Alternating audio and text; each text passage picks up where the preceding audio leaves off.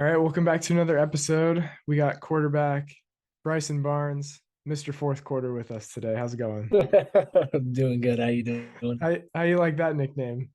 Yeah, that's basically what it's been. The last 5 minutes. Here we go. Let's go run that sucker right down the middle every play. Hey, we need to see you keep it a couple more times down there in the red zone. Yeah, I should have kept this second to last play, I think, and could have had a touchdown. There was But like two or three of them down there. I was like, he's got one guy to beat. He just yeah, lays the yeah, wood one more time and he's in there. yeah, for sure. You're just playing it conservative, just running up the gut, kill the clock. Yeah, exactly. Was that your wife that posted like my favorite 5 minutes of the week or the last 5 minutes of the fourth quarter? Yeah, it was. Yeah, she posted about it. I mean, that's just kind of what it's been. We've been winning the games, putting us in a position where we can get the twos on.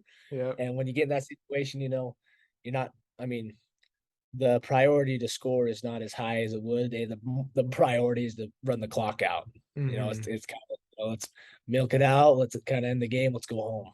So Yeah. that's kind of just we've been put in. Yeah. Just run it down, get out of there without Yeah. any injuries or anything like that. All right. So you guys play Oregon State this last week, and Oregon State was the only conference loss you guys had last year, right? Hmm. So I'm sure this game was a little bit circled on the calendar, and they had a Oh, pretty yeah. good game against USC. Mhm. Talk to me about the prep for that week and just how you feel the game played out. So yeah, I mean, there's always like those teams you kind of have circled on your schedule, especially where we had some losses last year and we played two of the teams.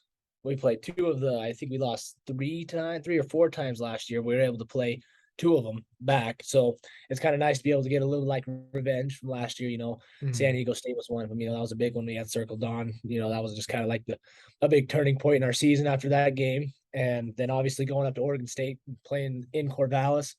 I mean, it was a great environment to play in. I don't remember the score. I do know it was a pretty good shootout. And I do remember Devin Lloyd getting ejected for a BS targeting, but we won't go into depth about that. But no, it's good to He's kind of, doing all right now. I think he's fine.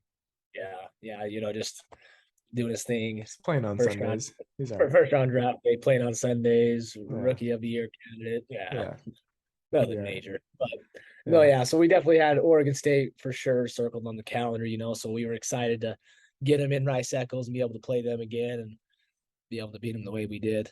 Hmm. Yeah, that's an interesting thing in college football where if you play, that team on the road one year, next year you're getting them at home. So I Yeah, think you guys will have Florida for sure at home next year, right? maybe I don't know because sometimes with those non-conference games, they get little like flipped up sometimes. Like sometimes it's just like a 1 year game. Hmm. Like the conference games though, those flip every year. So like last year we were at USC. Now they're here. Hmm. Like now we're going to Washington State when they came here. So I think the conference games do flip. And if we pick up the same non-conference, I think then that would flip. So if Florida is on the schedule, they would be coming, but I don't know if they are for sure. Gotcha. If Yeah, it'll that be makes sense. interesting. One thing I wanted to ask you about the game, and we talked about the last 5 minutes, but you're in the backfield with Jaquin and Jackson now, someone that you battled with in camp over that QB2 spot. But now he's Yep. kind of, he's obviously super athletic, so he has some position flexibility.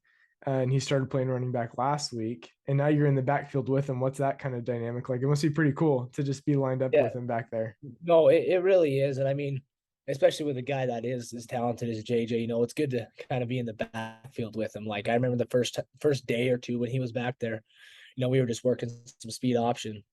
And I mean, just pitching to him, like it just, I don't know, it felt different, but it was like a good different. Like there was like almost like chemistry there. But Yeah. JJ's in there because of obviously some unforeseen circumstances, and nobody knows it. Like we don't know if this is gonna be permanent or not. Like sure, I'd love him in the backfield, but I'd love him playing quarterback and me and him competing just like we did this year. So I'm good with either way it goes. But I mean, he's a very talented runner, so it's kind of cool to. I mean, you battle out during spring and fall, and Hmm. now he sees things as from like a quarterback perspective, but he's running the Right. ball, so he kind of sees things a little bit differently, Yeah. and it is pretty cool. I mean, to Yeah. be for me and him to both be back there. Right. And if you guys are ever in like a close game situation with both of you guys are back there, it must be nice to have like two quarterback minds in the backfield. Yeah, That's for pretty sure. unique. Yeah. I mean, the only like NFL comparison, I guess, is like what Taysom Hill's doing Yeah. on Yeah. the Saints, where it's kind of like they got two quarterbacks out there. That's kind of the only comparison I Yeah. can think of. I But would I would take JJ's finesse and ability over Taysom Hill. I feel like Taysom Hill, that's gonna be like the goal line. Like, okay, I'll hit a right, linebacker going, which JJ can do, but yeah. he's got a special ability with running the ball. Has he lined up at wide receiver at all or no? No, no. I believe I remember seeing something or hearing about how JJ was called a receiver or something like the Arizona State game, Right. which they obviously had wrong, but no, just running back. I have no receiver. Yeah. It's cool. Well, yeah, it's fun. I mean, getting to see you guys out there and just, running up the score enough to get the backups in and see Yeah. everyone get a couple touches. It's pretty fun. But We got UCLA this week. yep. Bigger opponent, they're off to a hot start this season. They haven't played a super tough opponent. I mean, you guys will be their toughest opponent so far this season. Yep. And so this is probably a game that they have circled on their calendar, obviously, Oh yeah. defending Pac-12 champs. And obviously their quarterback's doing some things down there, pretty athletic guy. What's the game prep been like? Why don't we do it this way? Why don't we take it from a quarterback's perspective, go through the whole game prep of the week? What are the first things that you're looking at, obviously, for UCLA's defense as you start out the week? Yeah, and there's one thing about like UCLA is like last year we got him here, and DTR was injured that game. So I mean, just like you said, this game is for sure circled on their calendar because I mean I'm pretty sure we put a pretty good beat down on them when they were up here, but Mm, that was DTR out, and so I think they're ready. You know that they kind of got things rolling down there a little bit. yeah. You know, undefeated. They kind of got some heat about their fan base earlier in the season, but I do know they had a pretty good turnout for UW, and where you had a top 25 team come in there, tough game at home, have more crowd, have a bigger crowd, and you win. And Mm, then you got Utah coming to town the next week. You know, I feel like it's gonna be a great game down there for sure. But anyways, back onto the as what like looking at it for a defense perspective, you know, you gotta watch like kind of like their games, obviously. So like the previous games they play, you know, you just watch their game, kind of get a feel for what they're doing on defense. You know, because if you dive in too quickly, I feel like you kind of lose just the generic aspect of just kind of like watching the players play. You know, if you get too ingrained in what they're doing formationally and like just too many specifics too early, you can kind of miss just some generic ideas. mm, But so I mean, to start off on like a Sunday, you know, you watch what happened yesterday, and then you kind of get into the groove of the next week opponent because it's you know you got to move on. You know, you only get so many days to prepare for a team, and so you waste a day, you're that much further behind than what you would have been. right. So you're kind of Sunday, you know, Sunday into Monday, you're watching kind of their previous games, kind of what they've been doing, and kind of get a feel for what they're doing overall. You know, UCLA that they're more of like a zone coverage team, you know, that and things like that. So you're able to pick up on those things early on like a Monday and a Tuesday. And then, you know, Wednesday, you keep watching, you kind of get a feel for more of the specifics, like, all right, this is what they're doing on third downs, this is what they're doing in the red zone. Uh, you know, like just like random, like, okay, on this down in the red zone, we're expecting pressure, just different Mm, things like that. You start to pick on really refine little details and really just give yourself clarity of like kind of more situational football because you can't treat every down the same, you know. yeah. For your first play of the drive is a lot different than your second play of the drive. You know, there's just I mean, your red zone calls are obviously going to be different than your middle calls, middle of the field calls. You know, there's a lot of things that you got to kind of take into account of like what the defense is going to do. Hmm. And and I mean, it really is just a process because I mean, like Tuesday, you know, you kind of get a pretty good feel for what they're doing.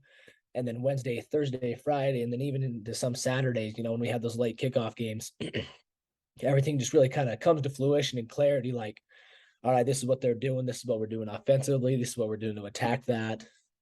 And Yeah. so it's all just a process, and it slowly gets better throughout the week, and just kind of clears up in your mind. You're able to play faster and just play with more efficiency and awareness because you've kind of been you're just kind of like accustomed to what they're doing. You're so dialed in by that point. It's Yeah. just Yeah. so when you watch their previous games, are you watching TV copies? Are you watching like in zone view footage? hmm So there is just like the film. So like the first clip, it shows like 3 seconds of the situation, and the situation is kind of how much time's on the clock, to the score and the down and distance. Those are all Right. things you have to take into account because, I mean, if you're just going through clips, you're going, oh man, they were running this, they Hmm. ran this coverage. Like, where'd this come from?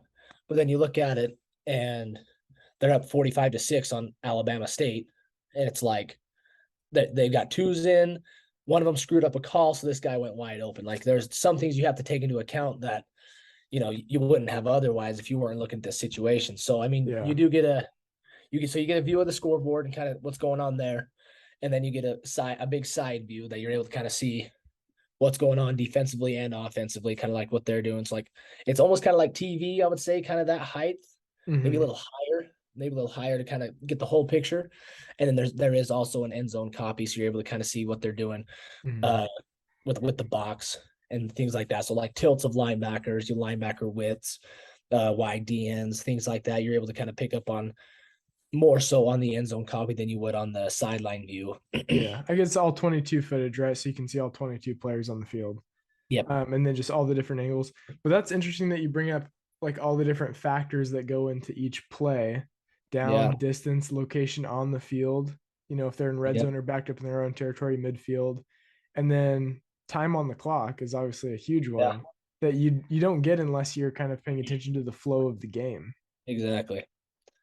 There's And so yeah, a lot that goes into that.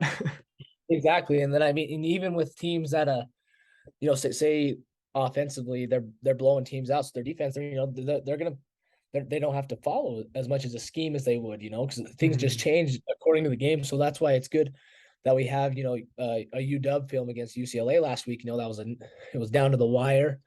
Then so like you're getting UCLA's defense at its finest right there. Right. Obviously it's going to be changed, according to the opponent you're playing, but you don't have you don't just pure coverage because they're blowing a team out by 35 points Mhm. and by like this end of the first half. So yeah, but there is a lot of different things you have to take into account when you're watching film because every situation is so different. Yeah, and then the personnel too, like you mentioned Yep. earlier, if they have an injury, a backup corners in, maybe Yeah. that's not going to be repeatable the next week. Exactly. Yeah. So normally I feel like the stereotype of a backup quarterback is you're like the clipboard guy, that you're kind of like this you're Yeah. kind of like the study guy for the starter. Yeah. You're doing a lot of his homework. Is that how you and Cam's relationship are in JJ in the quarterback room too, or what's that kind of breakdown like? So yeah, so I mean, I would say we do both do our homework. I know Cam, he's an avid note taker. He's always taking notes. And I mean that is one thing that's just kind of like been in the quarterback room, kind of our mentality with things is I mean, we've got an offensive coordinator that's been doing this thing for like 30 plus years. Hmm. You've got a guy that has seen a lot of football. And so the intellect that's coming out of his mouth, you write that stuff down for sure. But Right. then, there's only a couple hours out of the day where we're able to sit down with Coach Ludd. And so, everything you got to do is on your own a lot of the time. So, I mean, there are things that obviously Cam prepares his own way. I prepare my own way. And so then we just kind of merge them together when we're able to get together and talk, like, kind of like what you're seeing, how you're feeling about this. What do you think about this player or something like that? What do you think Hmm. about their safety? There's different things that we're able to kind of take both of our preparation methods and then kind of merge them together.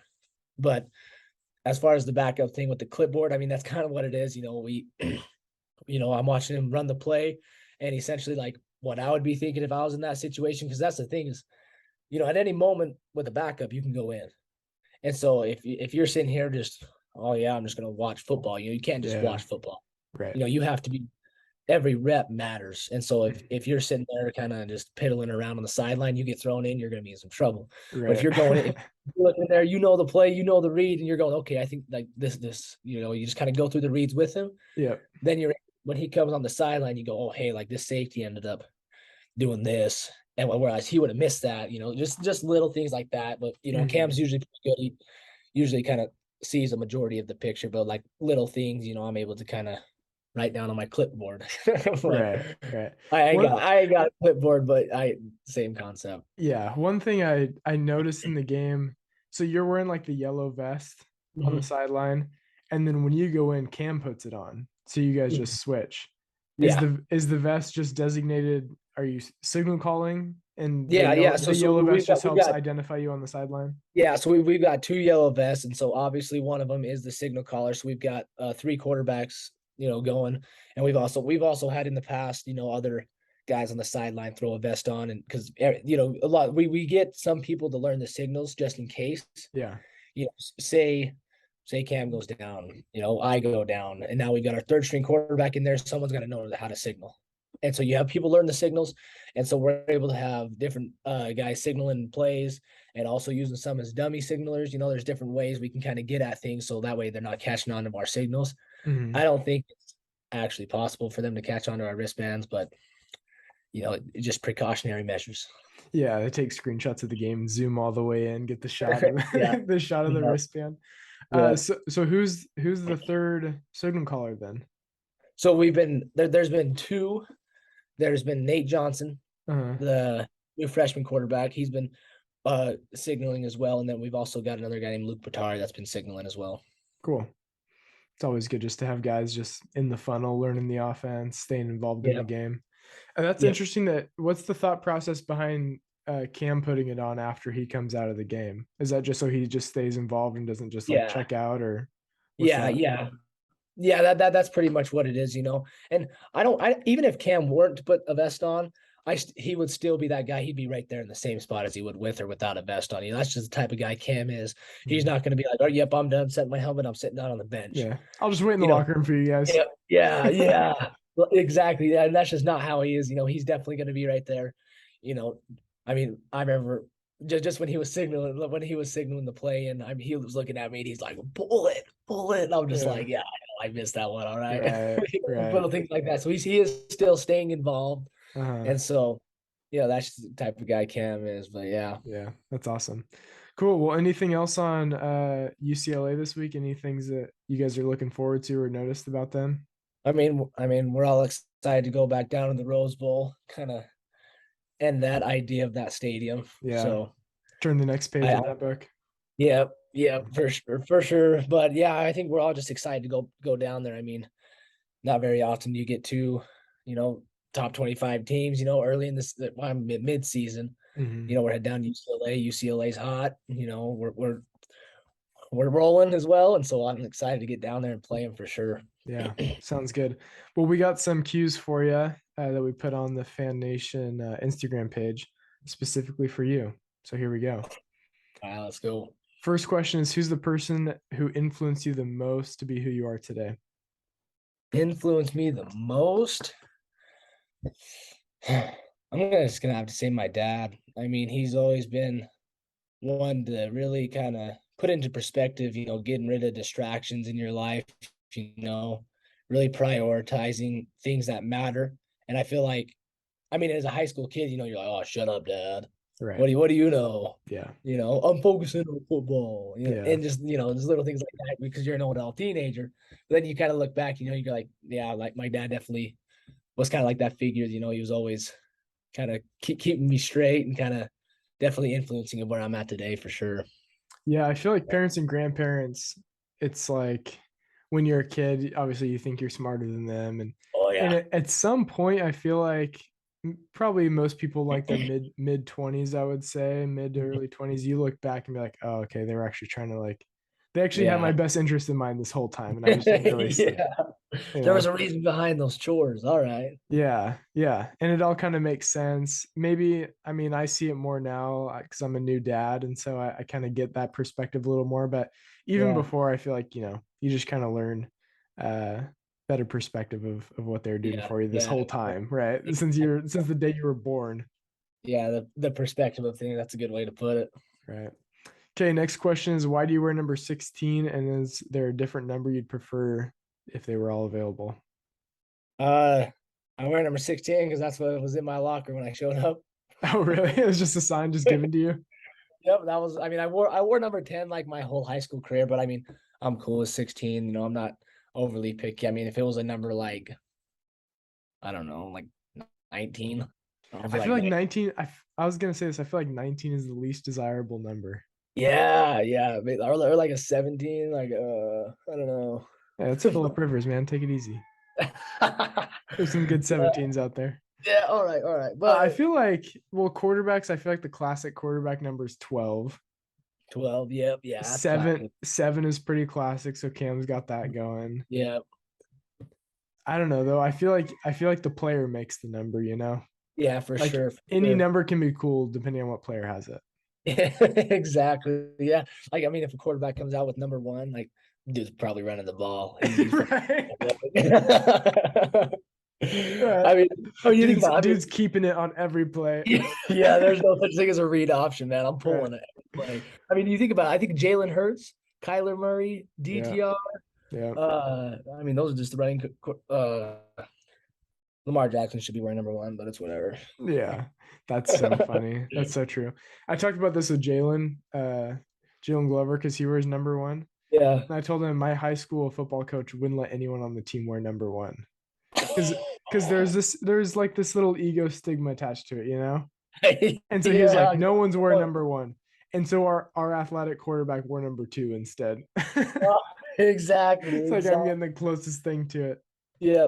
So yeah, I mean, I showed up summer of 2020. Number 16 was in my locker. I said, all right. Yeah, guess that's my number.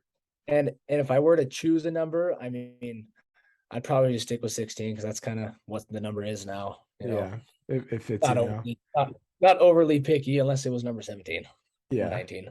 yeah. All right. Going back to that number one thing, Jalen had an awesome answer with it because I brought that up to him. I kind of put him on the spot Uh-huh. with it. And Yeah. he's like, you know what? You can have that perspective, but the perspective I have with number one is that I feel it comes with like a leadership role Hmm. on the team, and that like I want to hold myself to that high standard. And if I wear the number one, I can't like show up with anything less than 100% all the time. Oh, for sure. So Yeah. That's a great way to put it. yeah, that was an awesome answer with it. And I see that with him. I see it with Clark as well. I feel like they hold their Yeah. stuff to like a very high standard of performance and leadership. Yeah. You can't be you can't be wearing number one and then just kind of be just the play around guys, Yeah, you can't be a scrub. taking a knee in the back, just kind of being Yeah. like cool for the show, for sure. Yeah. Yeah. So whatever gets them going. All right. Next question is the U where you always wanted to go. Um, I mean, growing up, I had a friend that was a Utah fan, Mhm. so I obviously couldn't like Utah because of it. Yeah. I mean, like growing up, I mean, obviously it was the Oregon Ducks with Marcus Mariota, the flashy jerseys. Yeah. So that was kind of like that was always like what is like the attraction or whatever. But then Hmm. eventually, just kind of once I got kind of probably around junior, senior year, it wasn't like, oh, I'm going to Utah. It was just kind of like, I want to play college football. And Utah gave me the opportunity. I had an opportunity to play, Power Five football. And so I took a chance on myself, but was believing in myself, came up here and it's turned out. It's worked out for you. Yep. So yeah, Utah was never like what was it be like? I mean, sure they were a target school, I would say all the schools in state were target schools, like that Yeah.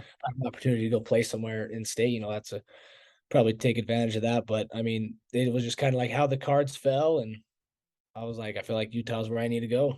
Yeah. I think you probably talked about this on an earlier episode, but I don't remember your answer exactly. Did they reach out to you and say, hey, like, come walk on here?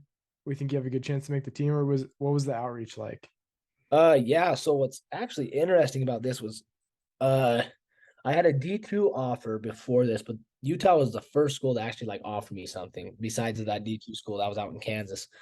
But it had just happened like right after my senior year. We just lost my senior year, and that Wednesday or Tuesday, Coach Scally called me up and was like, "Hey man, like we want to offer you a preferred walk-on offer. Like kind of like what that entails. You can go, and if there's anything else down the road that would change that, like he goes, I'll let you know. But I want you up here, brother.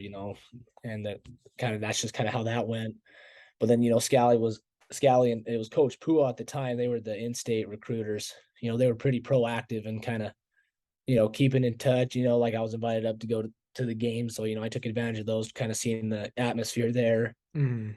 and things like that. But I think I got off track. What was the question again? Just what the outreach was like from the University of Utah to get you there. Yeah, so yeah, definitely they were proactive. And I would say that was probably one of the biggest factors was just the care that they wanted me here. So then I mean Washington State. ended up coming, and this was right before Leach left Washington State. Uh-huh. Like literally, it was like a week before.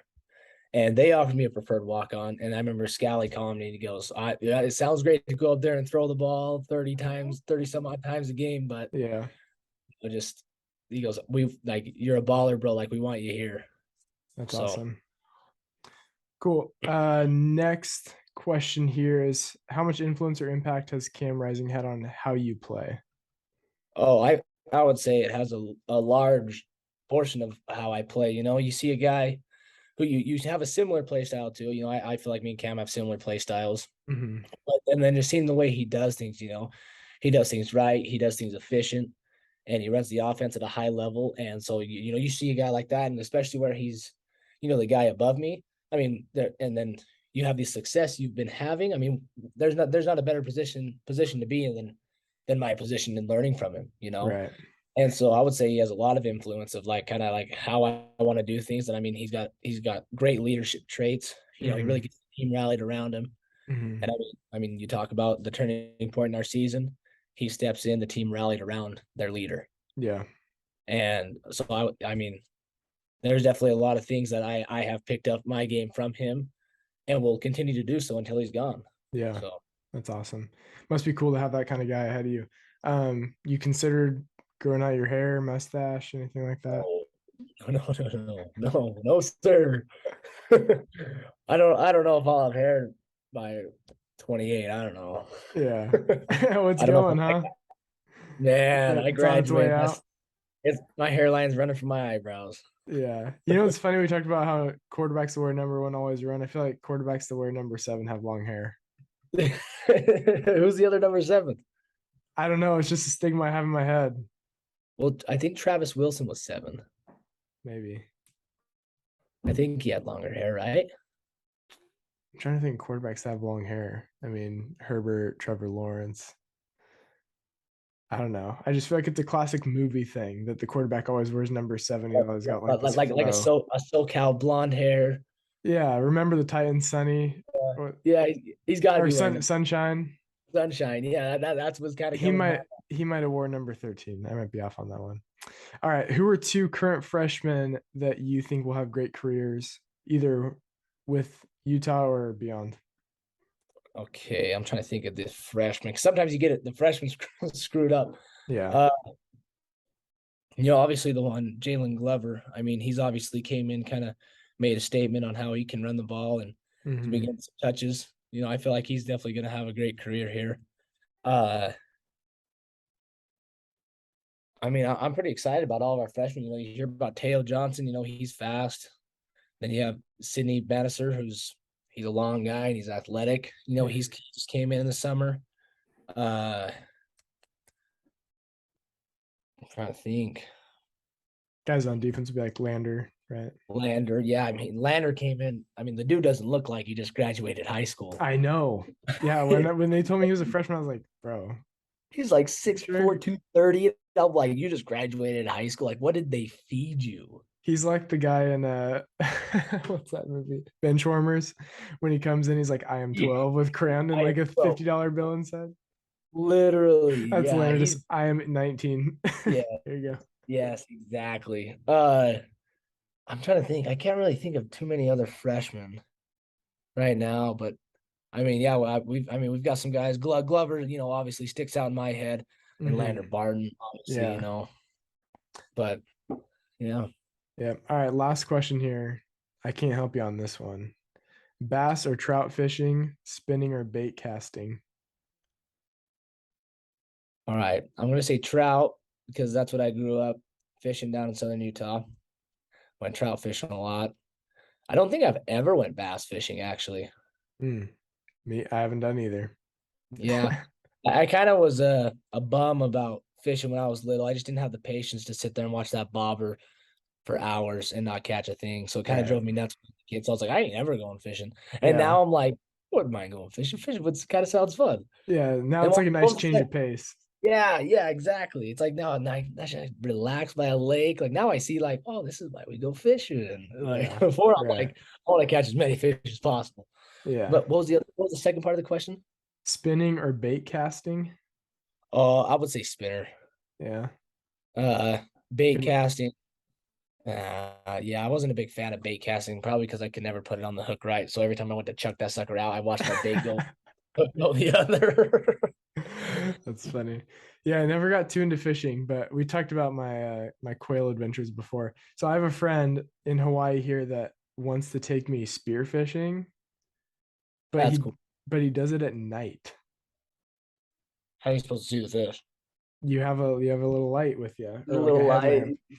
Yeah, so That, he's like, we just go out at night, and the fish at night, they're like, they're I don't know if I don't know how fish sleep or what their sleep schedule's like, but yeah. he described them as just kind of being like drunk, like they're just slow and kind of wobbly at night, and their like reflexes aren't as fast, and so it's way easier to get them at night.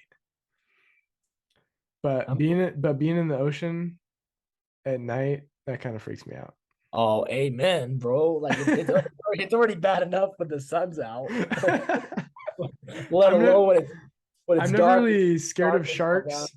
Like I grew up in the ocean enough. I'm not really like I don't have like a fear of sharks, but Uh, being out there at night when you can't see all around you and you only have like this little bubble of light around you, oh yeah. that could get freaky. So It's like a video game. It's like a video game, maybe yeah. like a VR or something like that, and like Yeah. can't see anything. Yeah, But he that's true. says he catches stuff every time he goes out at night. Just easy. So Yeah. I'll Well, follow up on that one. how big are these fish that we're talking here? I have no idea. No idea. We Well, you have we to send we me. about to find out. When are you going? I don't know. I'll probably push it off a couple times. Yeah, yeah, Take some yeah. mental reps. Yeah, I gotta visualize it all first. Like, gotta take it in. Like, all right, I'm going out on the ocean. Yeah. Yeah, but if I am going to go in the ocean at night, I'd rather have a spear with me and a light with me than just like swimming, you know? That's true. So I guess if a shark rolls up on us, we each got a spear. So Yeah, that's true. You probably mess around with the years. we'll try to hold our own. All right, man. This is going to be a fun week. UCLA is a bigger opponent. Obviously, big name. They're having some good success, and I feel like it's a Yep. good building block for you guys this week. Yep. I'm excited to go down there for sure. Ready to put a mark on their schedule. All righty, let's go ahead and keep it down there in the red zone this week. All right, sounds good. Okay, thanks, Bryson. See ya. Yep, for sure. Later, man.